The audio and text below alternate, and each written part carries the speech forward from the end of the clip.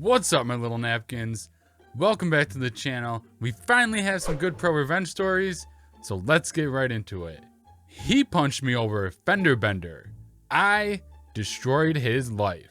I was working as a civilian with the US military overseas, and I lived off base in an apartment complex popular among the US military. One morning, I accidentally hit another soldier's vehicle. Upon exiting the vehicle, I noticed that both our vehicles were what you would call a hoopty. A hoopty is an old car that is pretty beat up, that has been passed around from service to service member, and they generally sell for $1,000 to $2,000. I also recognized that I was at fault for the accident. It was a very minor accident. His rear bumper was dented in slightly, but I could hear both our cars still running.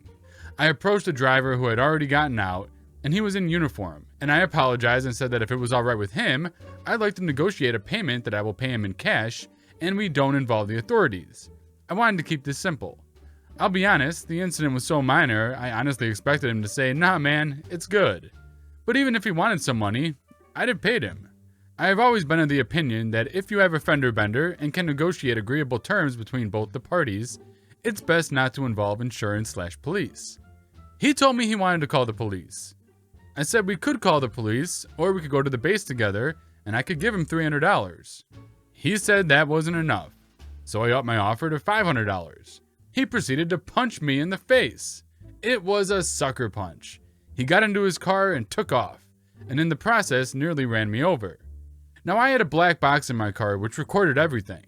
I went to the provost marshal office on base, the police station, and reported the accident and the assault and showed the MP the footage, which they used his license plate to track him down.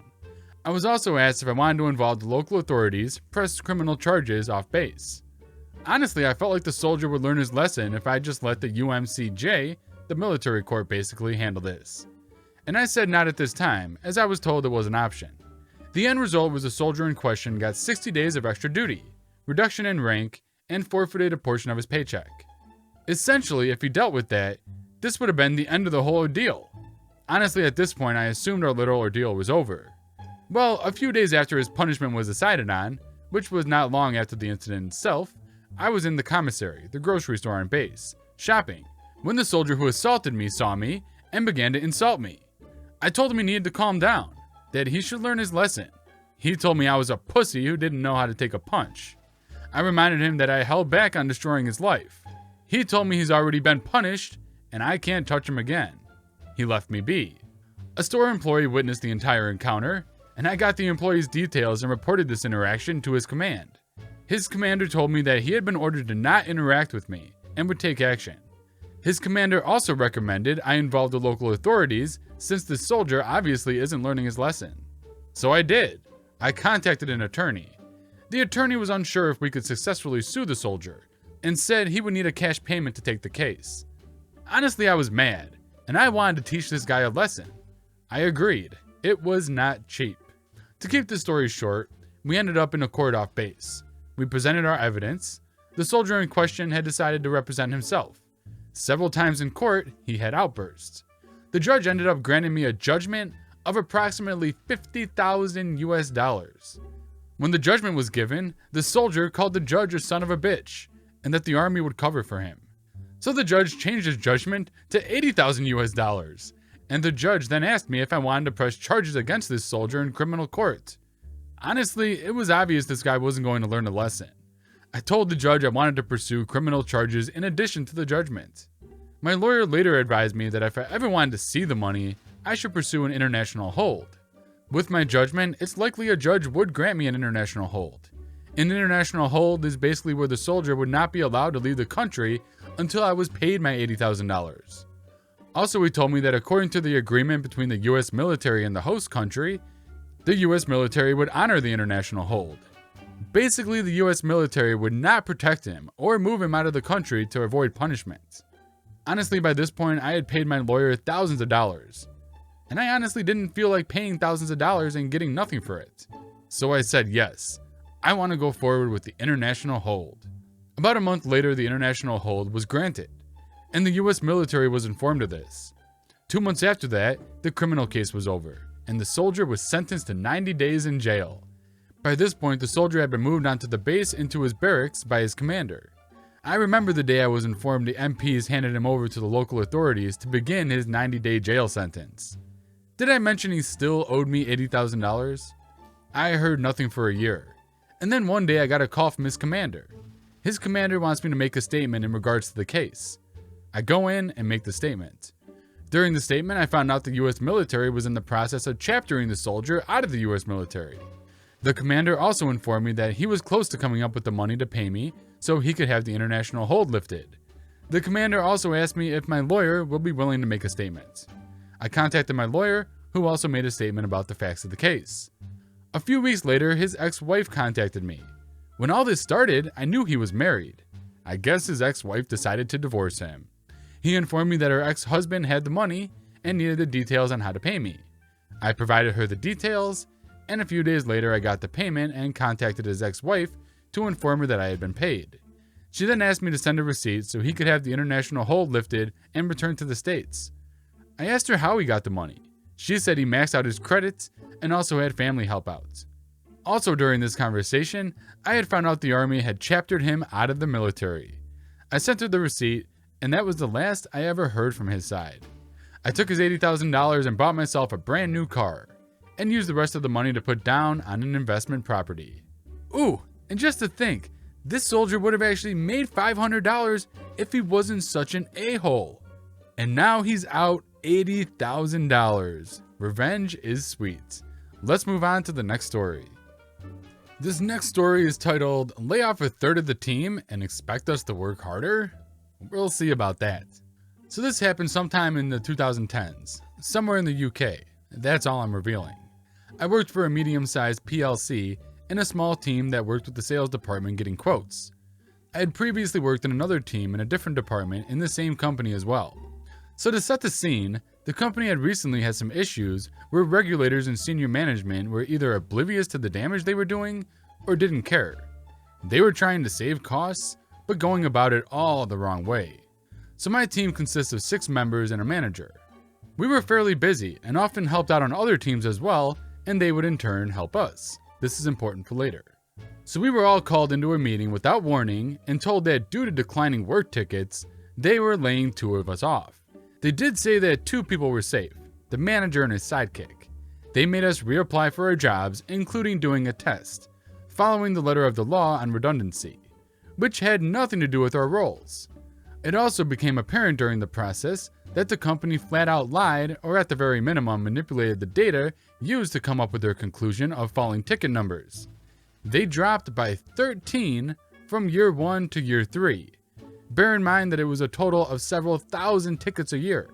In the end, the company carried on, and 2 team members were removed and made redundant. One of whom took a golden handshake, the other sued the company for various things, not really worthy of mention here, and won. After the dust settled, it also became apparent the manager secured his sidekick's position despite him being the worst member of the team in terms of work done and work quality. So in the weeks after, the entire team was too busy to help other teams, who then stopped helping us. So a huge backlog of tickets also built up. We also got threatened with disciplinary proceedings if our backlogs didn't come down, but was also refused any overtime. During the process, we had also been admonished for skipping steps and getting quotes, steps that often took a significant amount of time and served no purpose. So me and the 2 others remaining, not including Sidekick, who had his nose so far up the manager's rear end, it came out of his nose, decided to do everything by the book, down to every last bullet point. This made the backlog of work even worse, but they couldn't say anything. One week we had another meeting with HR, the sales director, and our manager to discuss the issues. We calmly said, "We're sorry, but we have to follow the guidelines and rules laid down, and this is as fast as we can work." We were also asked to start helping out the other teams again, as we should be team players. Again, we said, "We are sorry, but we can't. Our workload is too high, and it's also not in our contracts that we have to do other teams' work." This went on for several months, and management still refused to believe we were overworked. When it was time for holidays, we realized that they hadn't changed the amount of people allowed off from 3. So we all booked holidays. They both went abroad, and I decided to visit family at the other end of the UK. Of course, when the manager realized a week before, he went nuts, and another meeting with HR was called. We all calmly said, sorry, but we checked the rules for our team, and 3 people out of 4, manager could do what he likes, can be off at any one time. And again stood our ground, and all went on leave for 2 weeks each. This caused even more chaos at work, as you can imagine. The sales director after this hatched a plan to get the Indian teams, we had offices in India and other offshore places, to be trained up by us and to help us. However, they demanded we fly out and spend weeks there training them. Again, we all refused, as it's not in our contracts to be trainers or to have to work abroad. They ignored the fact I didn't have a passport at this point. So poor old manager and his sidekick traveled out and trained them for weeks. Eventually, both stayed for over 2 months and failed to train them. We would send low effort tickets to them and they would screw it up.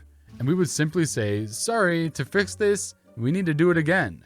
So after 6 months, they gave that idea up entirely. After around a year or so of this, I'm being deliberately vague on timing, so please don't ask about it. We all decided to all seek other employment, having found we could not trust the company or manager anymore.